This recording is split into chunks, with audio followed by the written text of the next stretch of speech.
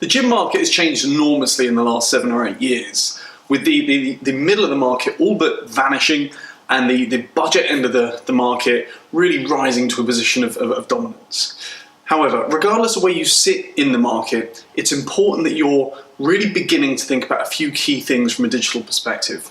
The first is your brand, right? Now, if you're at the top of the market, if you're charging £100, £200 a month, you're probably pretty clear on what your brand is and who your audience is, because otherwise you simply couldn't get away with charging those fees. I think where we're seeing problems is with those brands that are more in the kind of mid-market still, and there's not that many left. All those budget brands that are not, a Pure or a Gym Group or an Exercise for Less, these are the ones that, to be frank, they're never really going to be able to compete on purely kind of rational factors with those really, really big chains. They're not going to compete on price or location or range of kit. So they have to laser in on that thing that actually makes them different. The thing that means that they will be protected when inevitably one of these really big brands opens up 20 meters down the road. And that all begins with understanding who your core audience is and realizing that actually, to be honest, that 18, 19-year-old student, they're probably always going to be really fickle, and obviously it's great while you've got them, but you probably are never going to be able to compete with a Pure or a Gym Group for that kind of audience. But there will be other audiences, maybe older audiences or different kinds of demographics where you can build very, very strong relationships and who are not just going to abandon you when inevitably that big chain opens up just down the road. So that's one of the most important things to really, really laser in on from the outset. The next thing I want to touch upon is from a search engine perspective. So the vast majority of people, when they're choosing their gym, they will begin their research process on Google.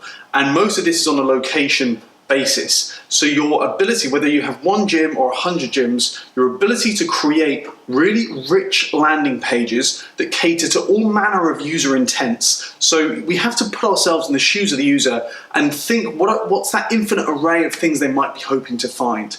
Are they hoping to find information on the gym equipment, or photos or testimonials, or the details of the personal trainers you have, or the classes you run and the timetables? All of these things, they're going to add to the user experience, and ultimately all Google cares about is offering the user the best experience from the most trusted brands. So building these really rich landing pages specific to each location, to each site, is one of the most important things you can ever do from a lead generation perspective. The final thing I want to touch upon is social media. Now, social media has all sorts of implications for gyms, both in terms of communicating your brand, which takes us back to the first point, and really building a strong relationship with that target audience. Also as well, from a lead generation perspective, when you're opening new sites. So if you're going to launch a new gym, one of the most effective ways of maximizing those pre-sales is to really build that hype on social media, particularly on Facebook, but across all platforms. And making sure you're, as opposed to just opening the doors and then doing everything in a sort of panicked way in the days that follow, really building up to that opening day where you're offering your drip feeding offers in the days and weeks, really I'd say probably from about 8 weeks before opening, so that when you do open your doors, you've already got 2,000 or 3,000 pre-subscribers for that particular gym. I mean, really, with all of the advertising you can do and the level of granularity that you can dig into, particularly across Facebook and Instagram, there is no reason why you should ever now be opening your doors without already be breaking even, assuming that the site is in the right location in the first place. So I hope that helps. As I say, regardless of where you sit in the market, a market that's been going through huge change in recent years, but regardless of where you sit in it, these are things that all gyms of all kinds should be thinking about.